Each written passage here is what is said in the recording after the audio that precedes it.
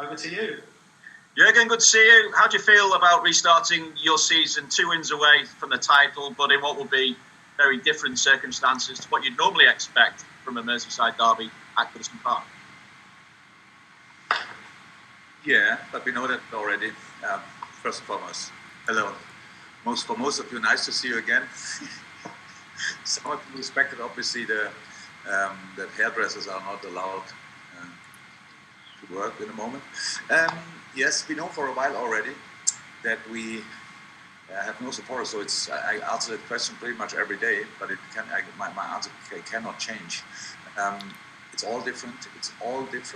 But we cannot change that. So we have to use the circumstances, not suffer from that. That means there's a game between Everton and Liverpool, which is still a derby, and important for both teams for different reasons. And that's what we are looking forward to.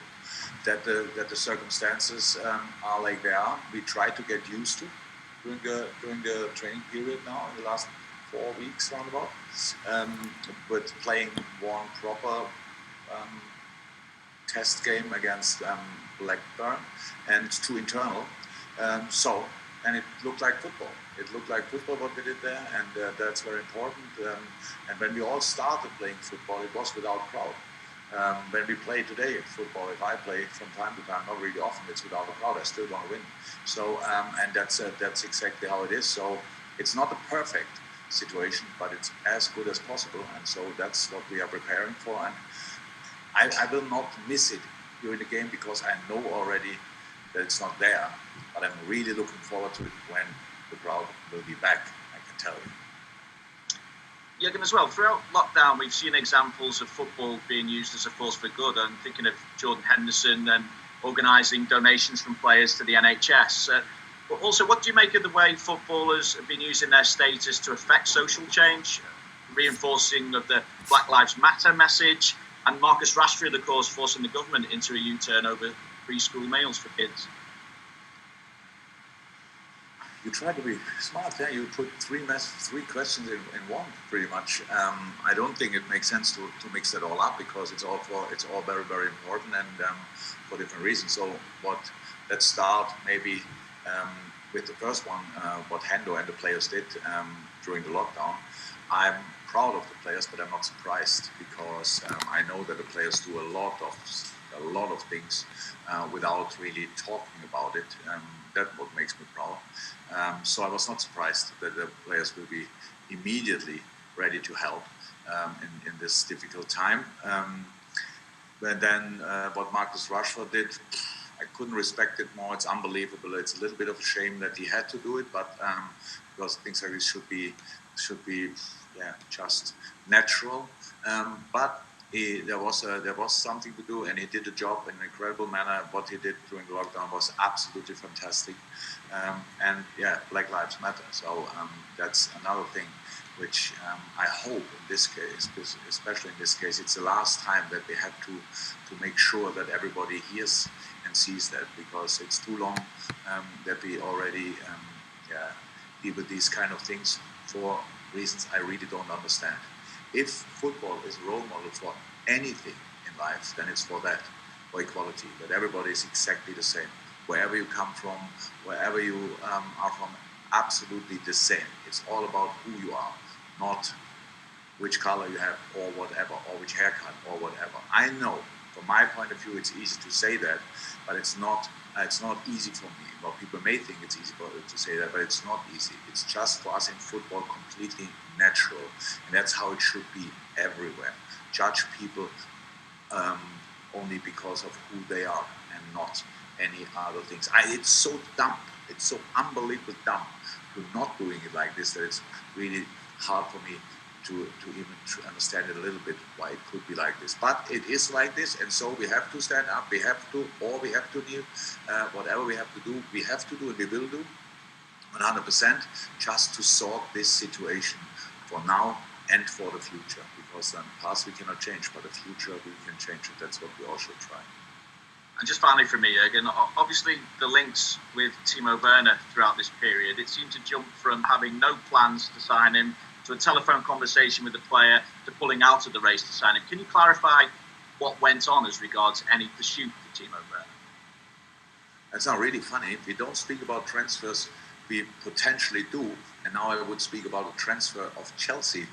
Funny. Why should I do that? No, absolutely nothing to say about it. Timo Werner is a really good football player and plays, how I've heard now, is true. I think yesterday he announced it, for Chelsea next season. That's it.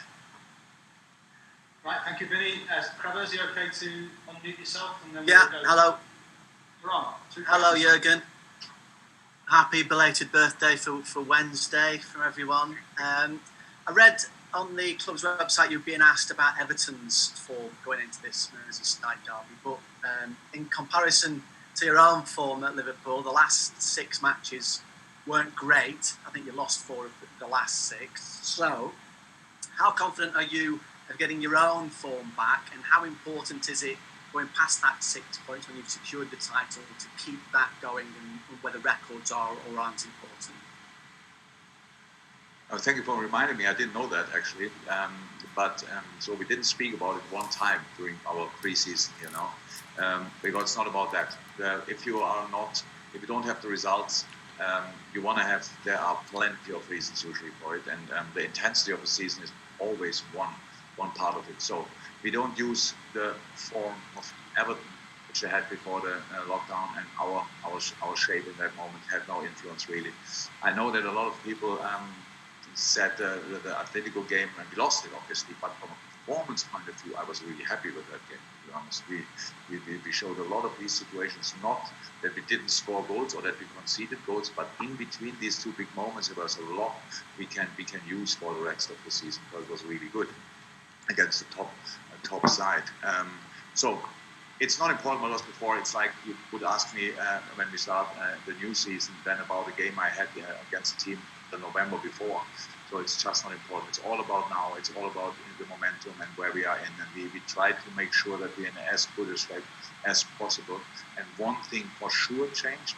It was our last 4 weeks were not as intense as the 10 weeks or 12 weeks before lockdown, which were the most intense in our lives, probably from a football point of view. And so the boys were rested when they arrived here. They had a lot of things to do during lockdown, training-wise and all the things, that's clear. But getting used to football is something different. So we had a lot of things to do now in the last 4 weeks. We did that. And we are in the best possible shape. We don't know. That's probably not our 100%. I don't know. But for Everton, at the same time, not more, not less, at the same time. So nothing to do with shape or whatever. It's all about being ready for facing problems in a football game, finding solutions. My job is to prepare as many solutions as possible. And like always, the players have to pick them in the best way, instinctively. That would be great. Then we will have a good game. And Everton would be highly motivated. Starting with a derby in a normal season already would be really interesting. And now it's our short season, and it's very interesting. So it's a special game for different reasons, and we try to do our best, and then we'll see what we get for it. And if we're trying to get things back to anywhere near normal, I suppose I'll have to ask you a team and injury question as normal from a press conference. So how's Mo Salah, how's Andy Robertson, and given that Alisson didn't play the last few matches before everything stopped, should we assume he'll be back in, or is that too much to do? They look all good. They look all good. We had, of course, during the lockdown, during the training period now, some little problems. That's completely normal, how we always have it. But none of them is ruled out for Sunday, I can say. Thank you. You can put yourself to mute, and we go to Juliet, as we would in the normal order. If you could unmute yourself, Juliet, and 1 or 2 questions, hopefully one. It will be one. Jurgen, you mentioned then about being in the best possible shape and having that momentum. How much match fitness and rhythm can players lose during a break like this? Well, probably we'll never experience a break like this again, but in terms of pre-season, it's longer than pre-season, isn't it? Yeah, so in 9 weeks without doing anything, you can lose pretty much everything. You only have to try it by yourself. When you were good in something and then you don't do it for 9 weeks or do nothing for 9 weeks, that looks different afterwards. But the players trained every day.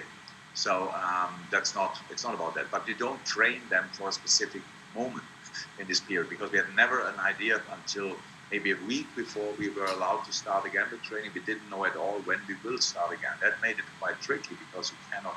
Training is completely different if you just want to keep fit or if you want to be in your best shape on a specific day. So that's just sports science and nothing else. And we kept them fit until we knew now we will go again. So, and that's how I said was probably around about a week before we started then with training out there on the pitch. So you can lose a lot, but the boys don't lose a lot. We have a problem, so fitness-wise. In football, we have the problem that's unfolding. Unfortunately, it's not like riding a bike. Well, we say in German, you never lose it, or because you can it once, and you will be able to ride a bike until your last day in life. That's not with football, because we have to bring 11 or more players together, having the same idea in the same moment. And these kind of things, of course, you have to train. You have to train that even in the normal week. If we play Sunday or Saturday, you have to train it. That's what we do. And you have to train it even more so after a longer break. And that's what we were working on. But it looked really good.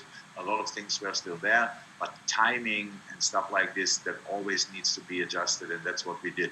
So I expect us to be in a good shape, honestly.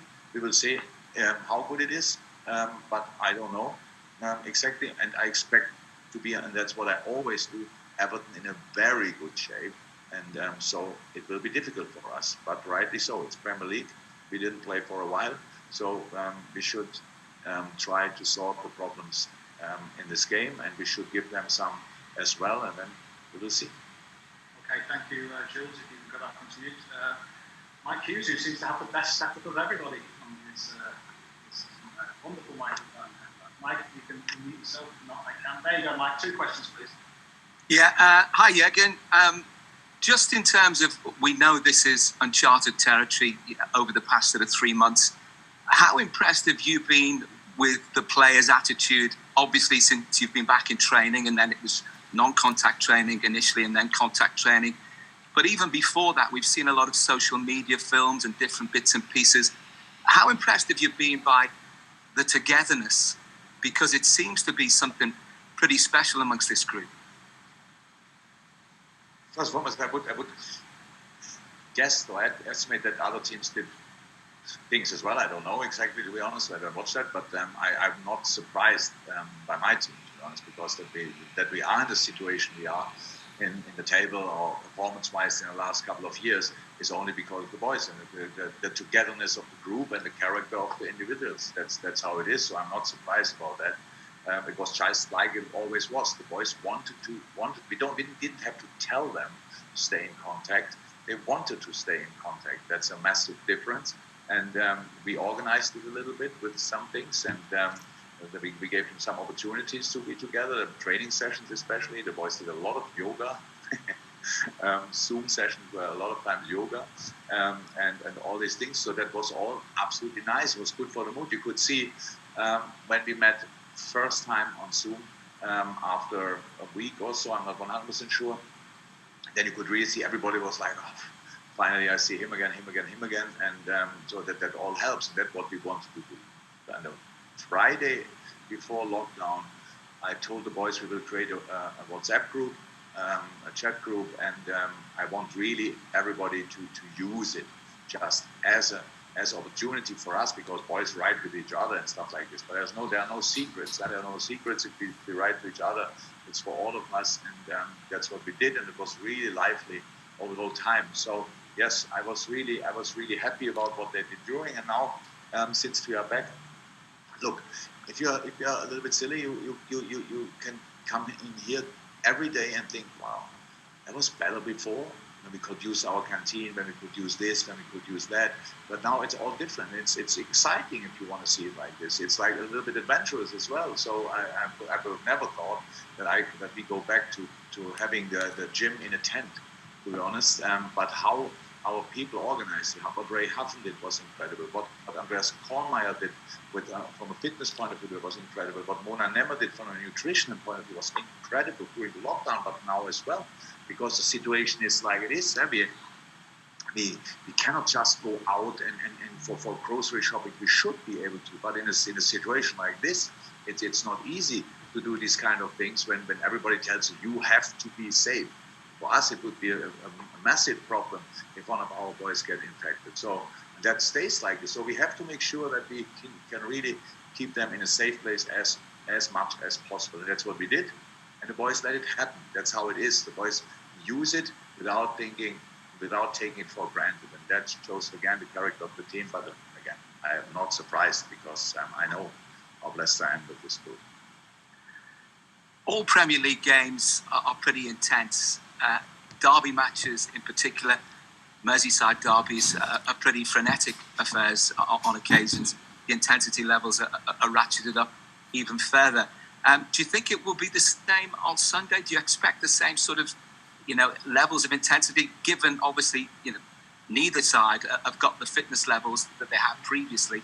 So how will that sort of affect the tempo of the game?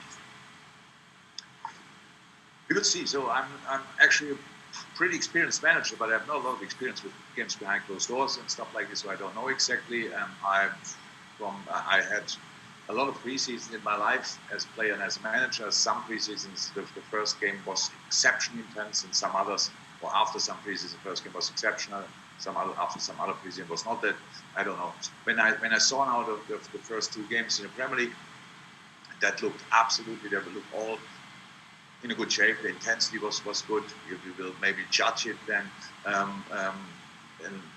little bit differently because we can really focus on the game. And sometimes when you watch a game on television and the camera goes to the crowd or whatever, and then you see not how the players in this moment, how hard they are breathing or things like this. We will see that now all, but I don't think the intensity will be absolutely okay. I watched a lot of Bundesliga games, obviously, and especially in the beginning, the intensity was really there, 100%. And then it became a bit tricky for all the teams because of the number of games we have in a really short period. Because we don't have only a long break and a short preseason. We have now a lot of games in a pretty short period of time. But that's the challenge for all of us. I think how that will influence the intensity, I don't know in this moment. We will not go for excuses. We hopefully don't have to. As well, so we will see, but it will be 100% really, really tough for all of us. So everybody's playing. So many things have to be decided in this league. Yeah, the Championship, of course, then Champions League, of course, European League, of course, and then pretty much not the rest, but a lot of teams are involved in the fight for staying in the league and all this stuff. So that will make the intensity. Even if you feel tired, there's no chance to suffer. You have to go through, and that's for all of us the same. And but that makes the competition so exciting. That there's really something to go for, and I'm looking forward to it. Thank you, Mike. I think we go now to Carl Markham. Carl, if you can meet yourself, typically Carl. Ah, there you are. Yes. Hello. Hi again. Fire away, Carl. Great to see you. Thank you. Thank you. Just following on from that, I'm just wondering how much you're concerned by the potential injuries which could affect the team with this comeback and obviously we've seen from other games that have been played.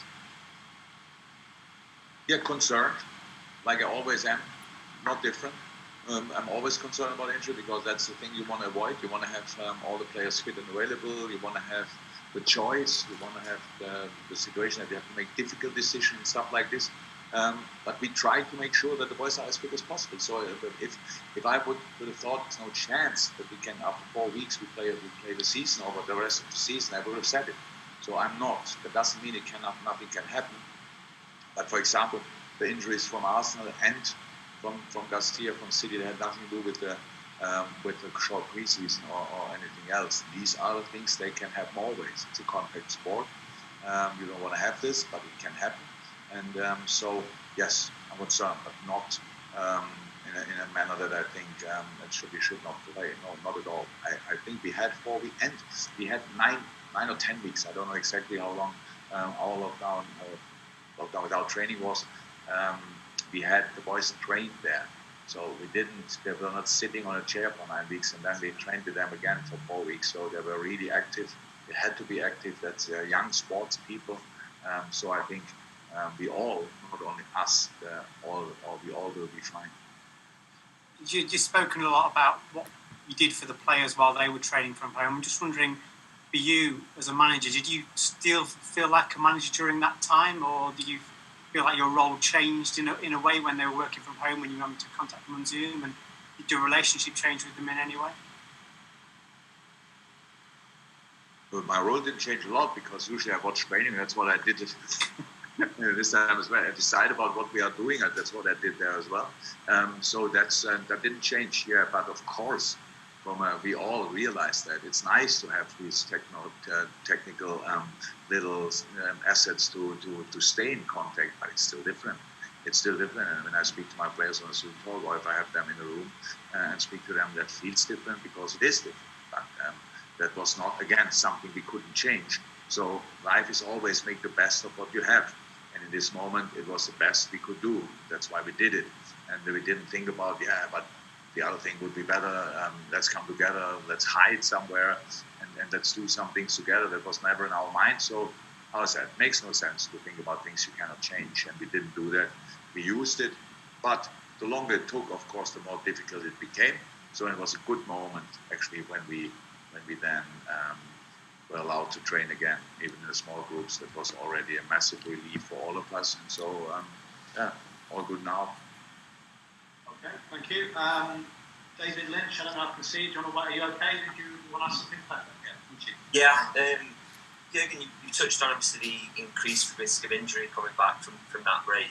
I just wonder how useful the new rule regarding being able to make 5 subs will be, and if that's going to be really in the forefront of your mind when games are going on.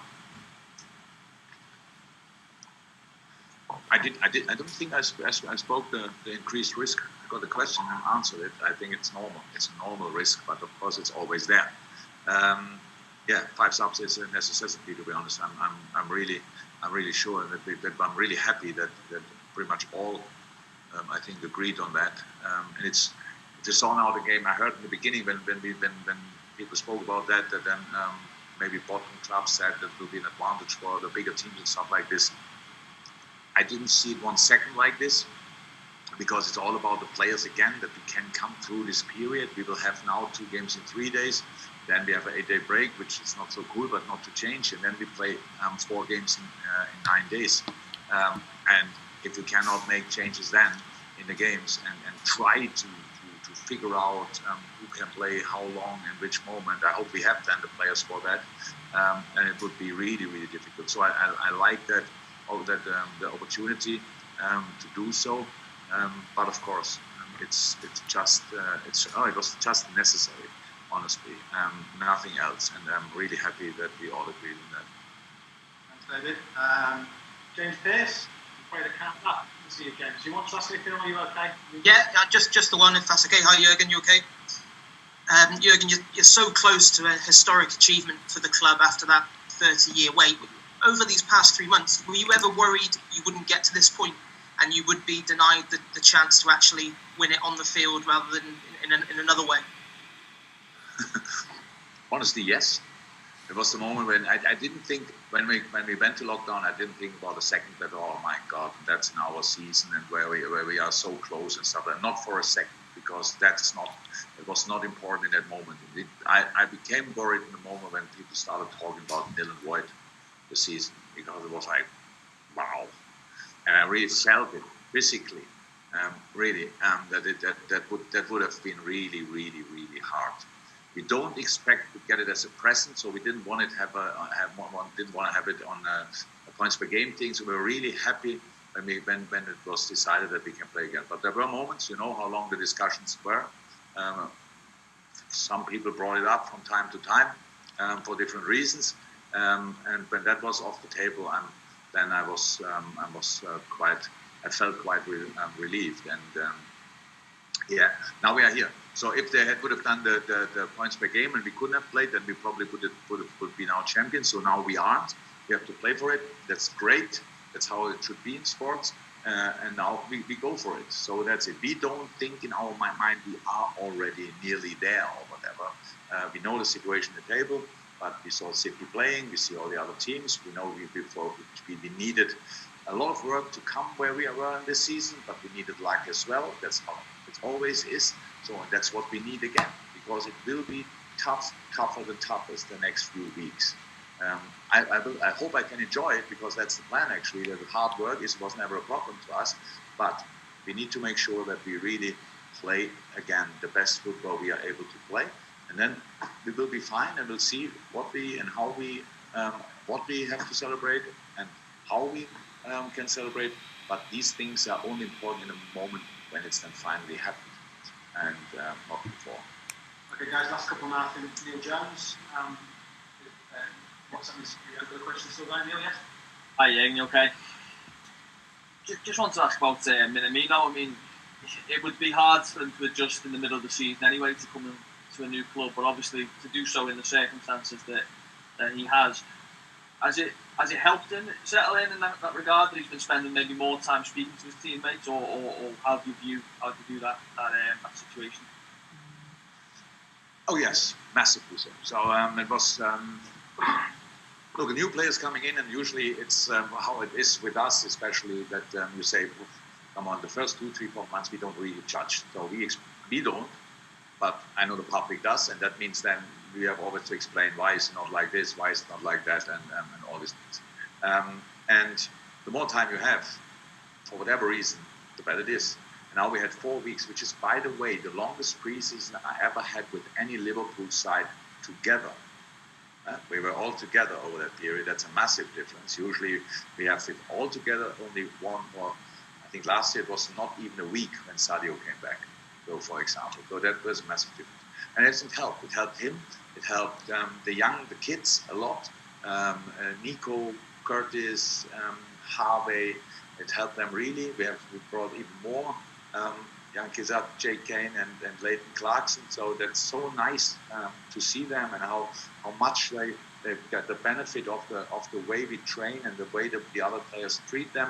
So yes, it helped. And Taki, 100%. He looks really different in the moment to the first 3 weeks when he tried to please everybody and to do everything what we say, and that's in a language where he's not 100% comfortable with, and all these things. So that's how it is. So we had now much more time. He had much more time to settle, and he settled. And so that's good. And that helped. Final question in the open is Don, who's top left. And then just before you start, Don, just a reminder, guys, if you could leave the meeting relatively promptly, that would be helpful for us. Not to bring you out to the virtual meeting. Don, final question. Okay, cheers. Hi, Jurgen. Obviously it's been great to see the Premier League supporting the Black Lives Matter movement. We spoke about that earlier. It's been a really real positive this week. There are, of course, some people who would criticise this and say you should stick to football and keep politics out of football. You're a person who has, made their positions known on certain social and political issues. I just wondered if you could explain why you think it's important that sports people, when they do take a stand, and how people like yourself and the footballers can have a positive impact. That's not, for me, this thing is not a political thing. It's a political problem. It's a society problem. So we are all part of the society, so we should have an opinion, at least. And if you have an opinion, you can speak about it. It's politics, not sports, and politics should not be together or stuff like this. That's something I agree of, kind of. I'm not 100% sure. That depends to the subject, I would say. But this is absolutely a society thing. It's all about that we have to show finally, and hopefully the last time, everybody that we are all the same. It's just so unbelievable that we talk about it, but we have to talk about it because things happen still, and it's not. I heard the discussions about black managers or BME managers and stuff like this, and in all parts of life, in all leading roles. Why should anybody make a difference between two guys because of one thing which is absolutely not influential? I will never understand it. I have never understood it. But it's about, in this moment, making a clear stance from all of us that there are maybe some idiots, but there are not as many as we think. And if they are not that powerful as we hopefully, as it is hopefully, then we can change the world. Actually, absolutely, and I hope we do that now.